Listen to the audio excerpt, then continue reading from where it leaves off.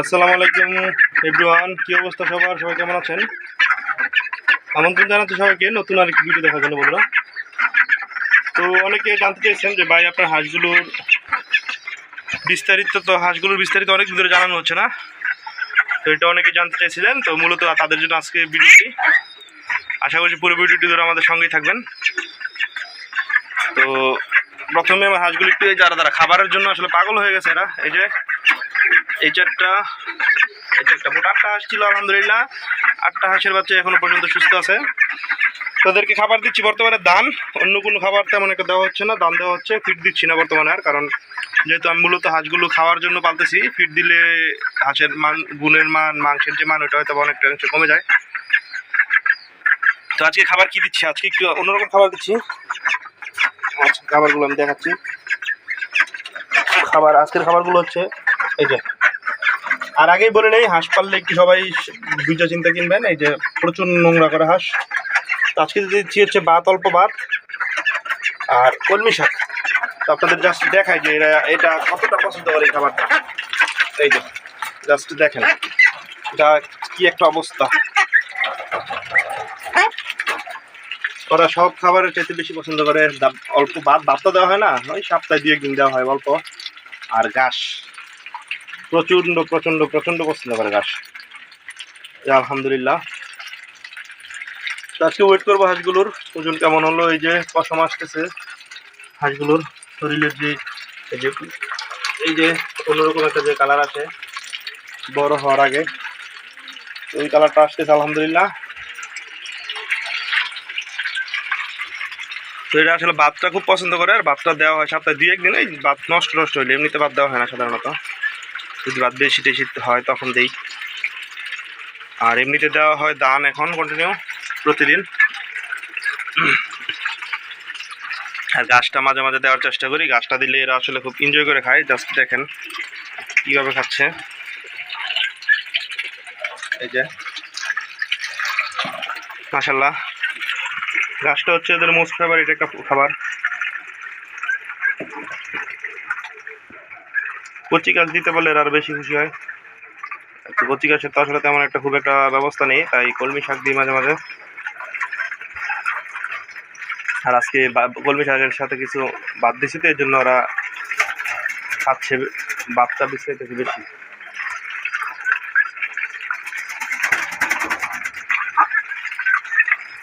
তো আজকে প্রায় আনুমানিক আমার 2 মাসের মতো হয়তো বা চলে হাঁসগুলোর। যেটা দেখতে হবে, আমার আসলে মুখস্থ নাই, হয়তো বা 2 মাসের মতো চলে। তো দেখবো হাঁসগুলোর গ্রোথ কেমন হলো, কতটুকু হলো। এই যে খাচ্ছে হাঁসগুলো।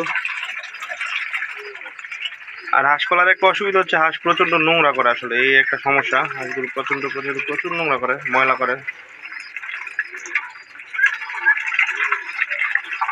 তো খাওয়া শেষ হওয়ার পরে আসলে দেখাবো যে আজকে কেমন ওজন কেমন আসলো। এই 2 মাসের কাছাকাছি ভাই, আলহামদুলিল্লাহ গ্রোথ ভালো আমার মনে হচ্ছে।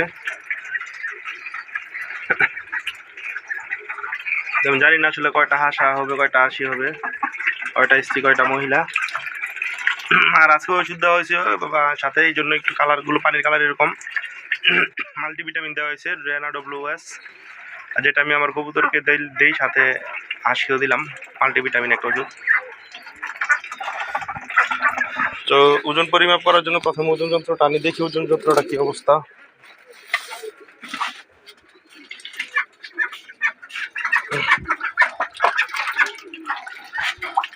আমি একটু ওজন যন্ত্রটা ফিট করে নিচ্ছি। তো ওজন যন্ত্রটা প্রথমে জিরো করে নিই। এই যে জিরো করে নিলাম।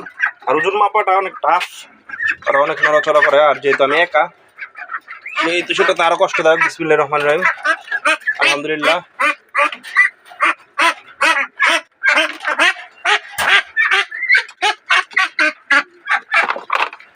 তো মাপার চেষ্টা করতেছি, দেখি কতটুকু সময় লাগে। এই নড়াচড়া করে না। তা আলহামদুলিল্লাহ 760 গ্রাম এটার ওজন হয়েছে। 760 গ্রাম। ওইখান থেকে একটা মাপবো। 760 গ্রাম ওজন হয়েছে এটা। তো এইখান থেকে একটা মাপবো, দেখি এইখানে এগুলোর ওজন কেমন হয়েছে। এটা হচ্ছে একটা সাদা হাঁস। সাদা হাঁস আমাকে বেজিং বলে দিছে, আমার যদিও সন্দেহ আমি যে আসলে এটা কি বেজিং কিনা।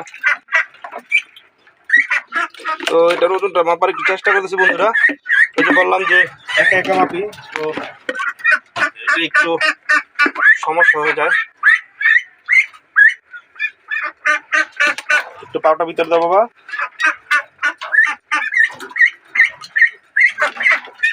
এই যে দাঁড়া দাঁড়া দাঁড়া,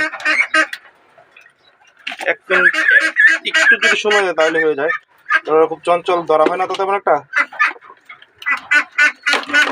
একটু আমি চেষ্টা করতেছি। তো বন্ধুরা এটার ওজনটা 866 গ্রাম হয়েছে। তো গ্রোথ তো মাশাআল্লাহ ওইগুলোর চাইতে বেশি, এই কালোগুলোর চাইতে সাদাগুলোর বেশি, কিন্তু ওরা যেভাবে আমাকে বলে দিচ্ছিল আসলে ততটা গ্রোথ পাই নাই। তো আপনারা জানাবেন যে কেমন গ্রোথ আসলো আমার হাঁসগুলোর।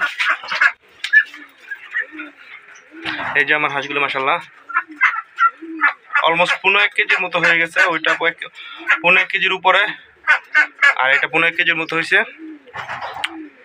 তো দেখা যাক কি হয়। কিন্তু হাঁস পালার সমস্যাটা হচ্ছে কেন, ময়লা যেটা বারে বারে আমি বললাম কয়েকবার যে নোংরা করে প্রচণ্ড। এইখানে কিছু খাবার রয়েছে, এইখান থেকে কিছু খাবার ওইটাতে নিয়ে দিই।